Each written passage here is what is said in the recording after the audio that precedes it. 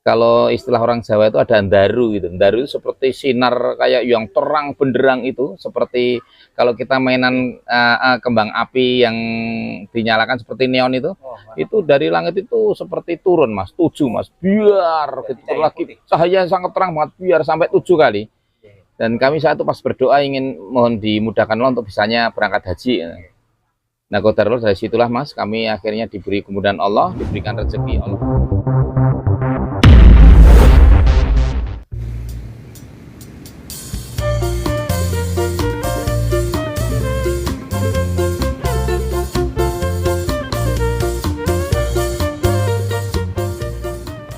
Assalamualaikum warahmatullahi wabarakatuh. Selamat datang di channel YouTube kami, tempat di mana kita membahas kisah-kisah inspiratif yang menghangatkan hati dan membangkitkan semangat. Pada episode kali ini, kita akan mendengar perjalanan luar biasa dari seorang pria yang menemukan hidayah dalam hidupnya, yaitu Kapten Jaka, mantan tentara yang kini menjadi tour leader umrah, sebuah perubahan besar yang menunjukkan bahwa hidayah dapat hadir kapan saja, mengubah seseorang menuju jalan yang lebih baik. Bagaimana perjalanan ini dimulai? Dan bagaimana hidayah membawanya menuju panggilan yang lebih mulia. Tetap bersama kami dan dengarkan kisah penuh inspirasi dari Kapten Jaka. Abang-abang gendera londo, ngetan sithik kuburan mayit. Klambi abang kotondo moto, wedak kubur nggo golek duit. Tol jahe nak jahe jatuh jahe ji.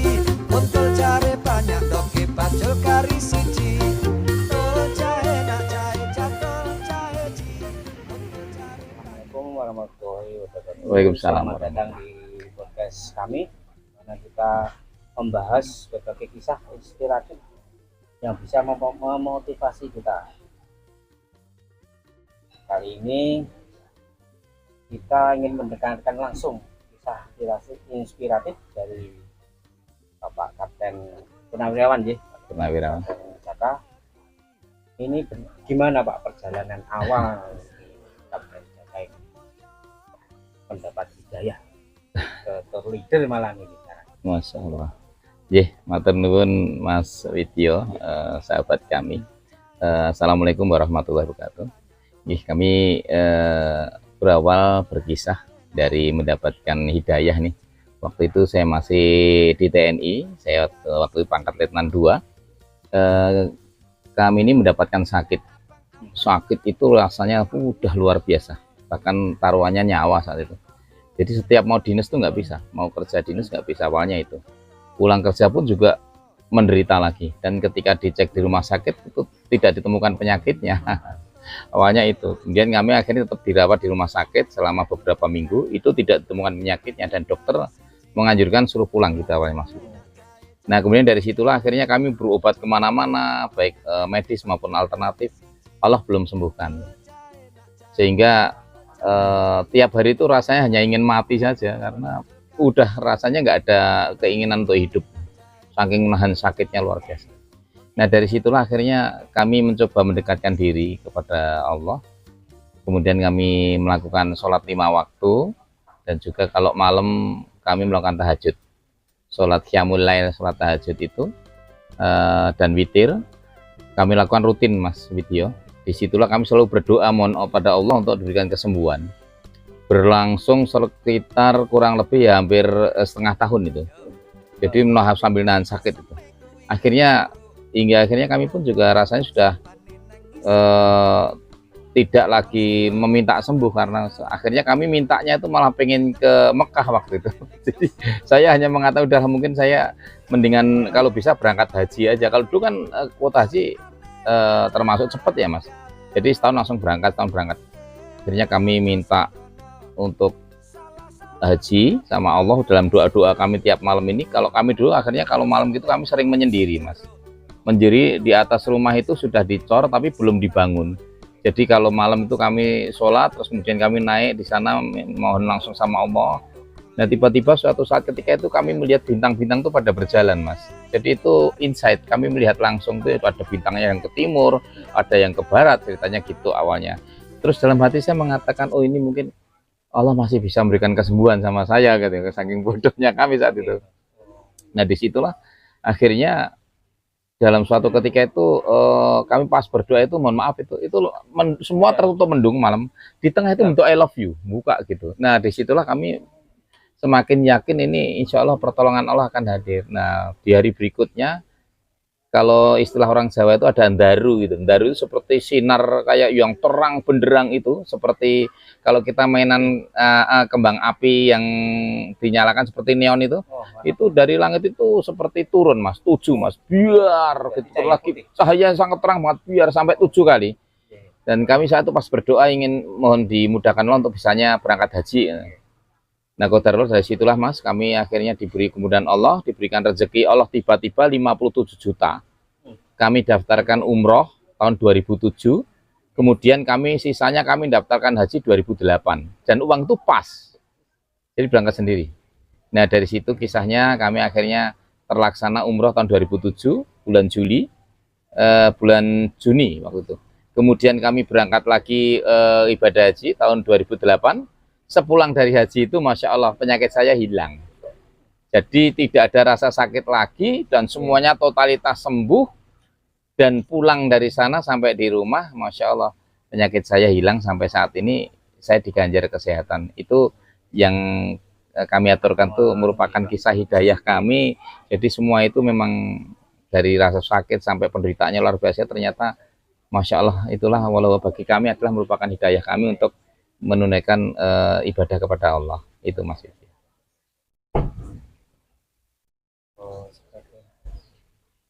Mungkin ada momen-momen Pak selama di dalam hidayah untuk tour leads-nya itu seperti apa? Iya Mas, terima kasih Mas Video. Jadi setelah itu kami kisahnya memang setelah Letnan 2 itu, kemudian kami naik pangkat Letnan 1, dan akhirnya kami setelah menjadi kapten itulah akhirnya kami memberanikan diri untuk menjadi tour leader, karena merasa nikmatnya di tanah suci itu luar biasa. Di sana saya merasakan ketenangan, ketentraman Mas, sementara ibadah-ibadah kami bisa laksanakan. Kalau kami menjadi tour leader itu artinya kami akan ngantar para tamu Allah. Jadi sebelum kami aturkan untuk momen-momen ini Mas, karena di dalam umroh itu orang-orang yang umroh itu merupakan tamunya Allah. Jadi tamunya Allah tuh ada 3 Mas Video. Yang pertama adalah orang yang jihad fisabilillah, yang kedua adalah orang yang haji, yang ketiga adalah orang-orang yang umroh. Nah ini jadi dengan betapa indahnya kalau kita bisa mengantar tamunya Allah, sehingga saya tiap bulan bisa ke sana kan. Dengan lain halnya sendiri saya bisa umroh gratis tanpa biaya, menjadi pelayan Allah melalui mengantar tamu-tamunya. Kemudian yang luar biasa lagi, saya berpikir saat itu ada dalil yang menguatkan. Dalil itu adalah sabdanya Rasulullah saat itu, saya hanya apal itu, al umrotu ilal umroti kafaratun lima bainahuma wal hajjul mabrur laisa lahu ilal jannah. Yang artinya di antara umroh yang satu dan umroh berikutnya menghapuskan dosa di antara keduanya, dan haji yang mabrur tiada balasan surga. Saya berpikirnya saat itu, wah betapa nikmatnya, indahnya kalau dosa-dosa saya berkurang karena umroh. Hingga akhirnya kami waktu itu pangkat kapten, kami masih dinas 7 tahun harusnya. Kami akhirnya memberanikan diri mohon izin sama pimpinan untuk pensiun dini. Hingga akhirnya melalui proses yang cukup lama juga karena masih berkenan untuk diizinkan sebenarnya di TNI. Akhirnya kami pensiun dini, dan tahun 2018 kami purna dini karena pola pikir kami kalau kami itikat baik-baik izin sama pimpinan, kemudian kami bisa alih tugas menjadi pengantar umroh ini, kami insya Allah kalau di TNI kan mungkin kami di kedinasan tuh hanya bisanya untuk keluar negeri atau ibadah itu tetap diizinkan, tapi hanya setahun sekali. Nah kalau saya menjadi pengantar jamaah langsung ke sana, insya Allah kan bisa tiap bulan saya ke sana gitu harapannya Mas. Maka dari itu kami akhirnya mengambil momen itu, dan kami akhirnya purna dini, dan qadarullah setiap tahun kadang-kadang bisa 3, dan pernah setahun kemudian 6 kali, nggak tentu Mas. Dan alhamdulillah sampai saat ini Allah izinkan, ini yang merupakan mau berangkat besok insya Allah tanggal 18 November, mohon doanya sudah ada 35 pendaftar. Itu insya Allah kami masih nyari 5 lagi, karena seat yang kami siapkan itu ada 40 Mas. Itu insya Allah akan berangkat yang ke-30 kali dalam pengantaran ya, seperti itu Mas. Pada saat perpindahan dari tentara ke apa itu tour travel itu keluarga gimana Bapak? Ada konflik apa? Enggak Mas, pasti karena terutama istri ya. Sekarang siapa secara general aja, namanya kami di kemiliteran Qadarullah lancar ya, belum pernah ada kasus, dan kami mengembangkan beberapa bidang-bidang yang tentunya itu untuk pengembangan apa namanya ekstra itu, sosialisasi ke masyarakat itu cukup lancar saat itu, sehingga mendukung daripada kedinasan kami. Tiba-tiba kami harus pensiun, akhirnya istri pun juga nggak boleh. Tapi saya beritahu lah istri, alasannya nanti kita ini anak-anak kita mau dikemanakan, kita mau biaya dari mana. Saya bilang saat itu ya pokoknya saya udah nekat, karena saya sudah sholat istiqoroh Mas, surat minta petunjuk sama Allah, petunjuknya 2 kali itu pensiun dini untuk ke tanah suci. Iya, akhirnya ya qadarullah kami pensiun dini, terus kami bilang sama istri untuk minta berdoa di sana, setiap sana berdoa. Nah qadarullah betul dikasih sama Allah semua, rezeki dikasih, dilimpahkan, masya Allah, maaf nyun sewu, hingga akhirnya kami apa namanya diberi mobil baru, diberi tanah sama Allah, tanah baru lagi. Kemudian anak-anak tiga-tiganya ini perempuan, yang 2 ganti saya sebagai TNI, jadi wanita angkatan udara, yang 2, yang 1 masuk PNS. Ya itulah kemudahan dari Allah, dan barang siapa yang mengejar akhiratnya, insya Allah dunia akan ikut, katanya demikian. Itu Mas. Ada apa itu Pak? Setiap hari kan mesti ada punya hobi. Apa ini Bapak? Hobinya ini Pak? Iya Mas, saya hobinya cukup banyak. Kalau dulu masih kecil kami suka main sepak bola. Sepak bola, kemudian akhirnya kami jadi pelatih sepak bola. Kami punya lisensi S2 PSSI dari Komda DIY. Saya itu menjadi mengadakan sekolah sepak bola di Pangkalan, yaitu SSB Angkasa di Yogyakarta, Lanut Adi Cipto dan Lanut Adi Sumarmo. Itu sepak bola. Kemudian sepak bola setelah kami masa tua juga, saya kira nggak mungkin untuk adu fisik lagi, cukup berat dengan usia. Akhirnya kami goes, kadang-kadang goes ya tipis-tipis ya, deket-deket aja, yang penting dapat keringat, murah meriah. Dan juga tapi kadang-kadang pernah rute jauh juga, dari Solo ke Jogja, Solo ke Tawangmangu lewat Matese PP, ya itu pernah. Rombongan itu Sendiri. Karena dengan sendiri itu saya bisa menikmati kehidupan gitu Mas. Itu hobi kami, dan kadang-kadang juga mainan motor-motor, beli motor yang murah-murah tuh, yang Bentley itu, tapi bisa untuk menghibur diri. Kadang-kadang hobi juga main musik, kami Plus Mania di TNI Angkatan Udara. Dan ya qadarullah dulu ceritanya pernah di TVRI Nasional, TVRI Jogja, di RCTI acara dahsyat, dan juga menghibur Presiden Pak SBY itu 3 kali dan lain sebagainya. Itu hobi-hobi kami Mas. Kembali Bapak, untuk di sisi tour leadernya ini, mesti ada suka duka apa ini yang paling menonjol sekali? Baik, ini cerita dukanya dulu aja. Dukanya ini banyak Mas, karena kita membawa jamaah yang mana dari sumber daya manusianya lain-lain. Ya kalau orang yang pernah umroh itu mungkin mereka akan bisa membedakan, karena banyak yang nyun sewu yang terlantar.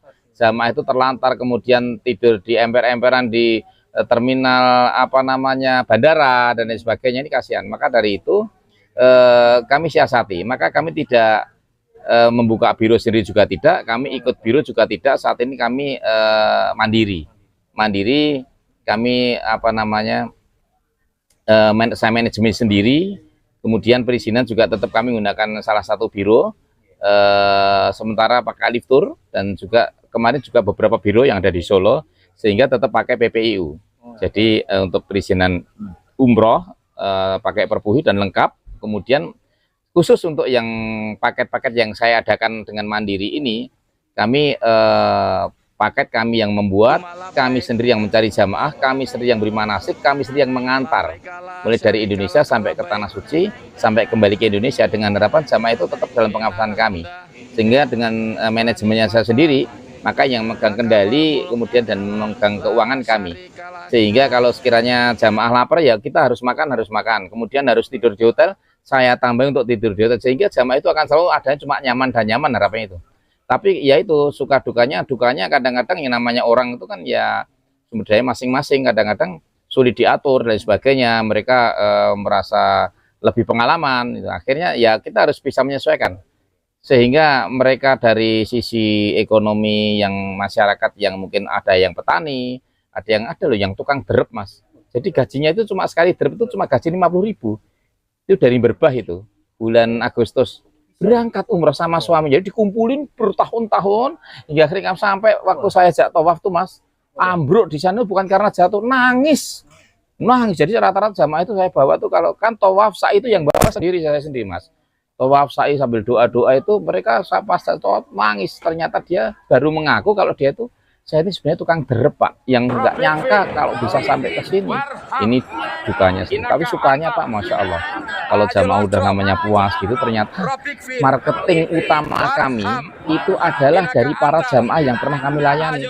Akhirnya karena saking senengnya, merasa puas, hotelnya dekat, kemudian kemana-mana kita ikuti, mau belanja kita ini, ibadah kita bimbing. Mereka mengajak teman-temannya, mengajak keluarganya, ya qadarullah setiap paket ini banyak terus itu suka dukanya. Suka dukanya juga ada lagi, selain itu jamaahnya hilang. Itu ada kisah Nyun Sewu, maafin nyebutkan Pak Kudori. Itu orang dari Temanggung Pak, itu udah sepuh, umurnya 92 tahun 92 tahun dan dia berangkat sendiri Pak. Jadi karena udah usia itu kan dia beritahu juga susah mendengar dan sebagainya. Kadang-kadang pulang dari masjid bareng temennya tetap bisa, akhirnya masuknya ke hotelnya orang lain. Nah, qadarullah dengan strategi yang pernah kami dapat di TNI, kami biasa dulu menjadi pelatih atau instruktur itu membawa siswa, maka dia punya ID card harus dipakai terus, sehingga kalaupun hilang ditemu sama orang lain. Yang kedua, saat setelah tawaf, baru minum air zam-zam, duduk, baru dikasih pengarahan, kita baru tahu-tahu dia sudah jalan sendiri, hilang lagi. Sehingga saya membawa sa'i antara Bukit Sofa Marwah itu sama saya hilang satu. Maka disitulah kekuatan kita dengan doa. Jadi pada saat itu kita doa ternyata sudah ditemukan sama orang. Jadi banyak sekali yang terjadi hal-hal yang di luar kemampuan kita kalau udah di tanah suci. Seperti itu, hal yang goib itu banyak banget Mas. Ya ini kami nyampaikan suka dukanya seperti itu. Tapi alhamdulillah qadarullah sampai sekarang ini jamaah kami terus Allah berikan banyak terus, dan insya Allah dari pengalaman-pengalaman juga banyak Mas. Kita ketika berangkat itu merupakan suka duka juga. Kadang-kadang jamaah itu pada titip doa. Ada yang kami diteleponi mantan jamaah titip doa, ada yang waktu kami berangkat pertama kali kami di Raudhah, doa itu ada titipan waktu berangkat. Ada seseorang itu tetangga kami itu udah nikah, belum dikaruniai putra sampai 6 tahun Mas Video. Itu udah kemana-mana berobat belum dikasih sembuh. Nah ketika doa di sana serang 1 minggu udah langsung isi atas izin Allah isi, dan kemudian anaknya namanya Muhammad Noval kan, titip nama Muhammad. Yang kedua anak saya sendiri, anak saya ini kan ikut umroh kami, dia baru nikah, tapi kan mau berangkat tuh kan nggak boleh, kalau hamil kan nggak boleh ngandung. Nah ini anak saya kebetulan bidan, dan dia ditanya dokternya itu nggak hamil berangkat, udah berangkat umroh dengan kami. Setelah umroh pulang sampai di Indonesia ini kok badannya lemes, cek ternyata sudah isi 6 minggu, padahal kita perjalanan umroh itu hanya 9 hari. Nah ini bayi dari mana? Wong di sana nggak melakukan hubungan suami istri. Nah ini yang akan ya sudah karena doa-doa, dan ketika lahir sekarang ini anaknya lahir laki-laki, saya beri nama Muhammad Bilal Abbasi Al-Farisi. Dan rambutnya keriting seperti pohon beringin itu, kayak Ahmad Al-Bar masuk bintang film yang kita gemari dulu artisnya. Rambutnya keriting begitu, Masya Allah. Saya tanya, kamu ngapain? Aku di sana kemarin doa apa? Nanti kalau punya anak, aku besok kalau punya anak, saya pengen anak-anak yang mirip orang sini kan rambutnya ada keriting bagus-bagus tuh. Betul. Nah itu salah satunya tanda kekuasaan Allah. Dan saya tambahkan lagi di situ banyak orang yang titip doa. Pernah ini berangkat itu keadaan sakit Mas, bapak kursi roda, udah sepuh itu Piai Klaten, Pak Lili namanya. Nah itu pulang kursi roda udah dilipat jalan dia. Jadi banyak sekali yang kamu katakan. Masya Allah, itu di sana tempatnya Mas. Jadi doa di sana tuh dikabulkan gitu. Ya itu Mas, itu suka duka seperti itu di antaranya. Apa? Menginspirasi sekali. Insya Allah. Yeah. Terus ke depan ini Bapak, karirnya seperti apa untuk tour leader ini? Terus apakah ada impian atau harapan? Terima kasih sekali Mas Widyo. Kami ini udah seperti air mengalir saja. Kami sangat-sangat bersyukur. Alhamdulillah nih teman-teman yang di TNI ini pensiun pada dilantik Letnan Kolonel. Kami alhamdulillah sudah kapten, sudah matur nuwun banget, karena semua ini adalah anugerah dan orang masing-masing, saya masing-masing, dan kami ikut berbahagia. Rekan-rekan yang terus melanjutkan TNI kami dukung sepenuhnya. Walaupun kami sudah tidak menjadi TNI, kami pensiun dini itu, tapi jiwa kami tetap ada rasa TNI itu. Karena tanpa di TNI saya nggak akan bisa seperti ini. Jadi ilmu-ilmu semua yang saya berikan jadi tour leader ini adalah semua dari TNI semua. Ketika jadi struktur, maka juga saya membawa jamaah untuk berangkat sana. Saya jadi Kasubsi Renlagdik perencanaan pelaksanaan pendidikan waktu itu. Ternyata saya merencanakan untuk ketika hanya diganti aja menjadi paket-paket umroh itu. Nah, kemudian kami jadi Kasubsi angkutan udara saat kami kapten itu. Ternyata saya juga ngurusi handling barang, manifest pesawat, manifest semuanya ilmunya dari TNI AU. Dan saya awalnya bukan dari pondok pesantren satu memang. Nah, Qadarullah saya sendiri juga pernah dari Muslim. Kemudian kami dibaptis karena kami ngikutin orang-orang di zaman akhir. Kami dibaptis. Setelah itu bapak saya nyampaikan, "Len, agama apa enggak Islam aja? Kalau Islam bisa sampai ke Mekah." Waktu masih kecil tuh. Ternyata kami masuk Islam lagi. Jadi kami pernah megang kitab Injil Perjanjian Lama, Perjanjian Baru. Ya doa-doanya kami juga pernah menjadi misionaris juga di atas mimbar itu kami menyampaikan untuk masalah Injil. Kemudian kami juga kalau pas sakit gitu saya juga ndekep Al-Qur'an gitu. Ternyata semuanya Masya Allah di situ ada kesamaan-kesamaannya, yaitu mengajarkan cinta kasih, menjadi kasih sayang kepada siapapun. Dan kami juga Qadarullah hidup kami ini harus mengalami Buddha 3 tahun karena sekolah kami di SMP Arjuna Surakarta. Jadi pelajaran itu basicnya Buddha. Arahang sama Sambuddha sedutiyampi budang saranang gacami. Seperti itu mantra-mantra itu ternyata dia juga mengajarkan tentang kasih sayang. Ya, wallahu a'lam bishawab. Jadi itu menginspirasi saya untuk hidup itu selalu saling tolong menolong, saling menghargai. Akhirnya jadi pelayanan inilah dan harapan kami ke depan nih. Kami tidak terlalu muluk-muluk untuk menjadi apa. Kami ya sudah bersyukur karena anak sudah pada kerja dan sudah banyak cucu juga. Kami hidup tinggal dengan istri. Untuk tour leader ini pun kalau ada jamaah itu pun datang dari Allah, kami layani untuk ke sana. Kalau tidak ada ya secukupnya saja. Jadi untuk ke depan harapan kami, mari ada waktu kesempatan kita untuk kalau masih ada kesempatan dan ada mampu minta berdoa aja, minta bisanya ke tanah suci. Kalau haji kuotanya sekarang memang sangat dibatasi sekali, banyak dan lama. Ada kesempatan umroh lah. Umroh itu akan terjaga kefakiran dan juga dihapuskan dosa-dosa sebagai sabda Rasulullah. Tapi ubainal haji wal umroh, ikutkanlah umroh kepada haji, fa'inahuma yang fi'ani faqra wa dunub, karena akan terjaga dari kefakiran dan dihapuskan dosa-dosa. Kama yang filiki rukubasal hadidi wa dibi wal fitoh, sebagaimana api menghilangkan karat yang ada besi emas dan perak. Dan untuk wanita, merupakan jihadnya wanita itu adalah haji dan umroh. Karena Ibunda Aisyah pernah bertanya pada baginda Rasulullah, "Ya Rasulullah, hal ala nisa'i jihadun?" "Wa Rasulullah, apakah wanita juga wajib berjihad?" Rasulullah jawab, "Na'am, benar. Alaihina jihadun la kita lafi al haji wal umroh." Benar, wanita juga wajib berjihad dengan tiada mengadakan peperangan dalamnya, yaitu haji dan umroh. Maka mudah-mudahan aja kalau ada waktu mari umroh dan mau ikut biro mana saja monggo, karena banyak sekali biro. Hanya kalau bisa memang kalau biro yang sudah kenal, setidaknya kita mudah-mudahan tetap semuanya akan berjalan lancar sesuai dengan apa-apa yang kita harapkan begitu. Dan finish selamat dunia akhirat dan mendapatkan umroh makbulah. Demikian. Untuk paketnya bocorannya berapa nih? Macam-macam Mas. Ya, paket itu Mas Widyo, itu kami buat paket itu tergantung. Kalau misalnya pertama ini lamanya, mau 9 hari, apa 12 hari, apa 16 hari, itu akan mempengaruhi budget. Yang kedua, pesawatnya apa nih? Mau pakai Garuda Airlines atau Lion atau mungkin pesawat Timur Tengah, itu ada Saudi Airlines, itu favorit kami. Kemudian juga ini besok insya Allah pakai Oman Airlines pertama kali, terus saya pernah pakai Etihad atau Emirates. Nah, itu tapi ada juga paket yang murah di situ menggunakan pesawat Indigo, kalau nggak salah pesawat India. Jadi dari budget itu ada yang murah sekali, cuma 20.500.000. Ada lagi yang backpacker tuh nggak ada hotel, jadi dia hanya tidurnya, tapi dia niatnya ibarat itu sekitar 17 juta atau berapa, itu murah. Ya, tapi selama ini saya belum pernah pakai itu Mas Widyo. Yang saya pakai itu adalah satu hotelnya deket, kemudian pesawatnya kalau nggak Saudi Airlines, kan Saudi Airlines itu direct ya, itu atau mungkin pakai Garuda, cuma Garuda kan budgetnya harus besar. Ada juga kalau misalnya lebih ini VIP ya pakai tower jam-jam depan Masjidil Haram pas di pelataran, atau juga pakai Mekah Tower, atau disiasati hotelnya bintang 4 atau bintang 3 tapi di pelataran itu ada Villa Hilton, cuma satu kamar isinya banyak. Maka kami buka harga itu ada yang 27 juta, ada yang 31 juta.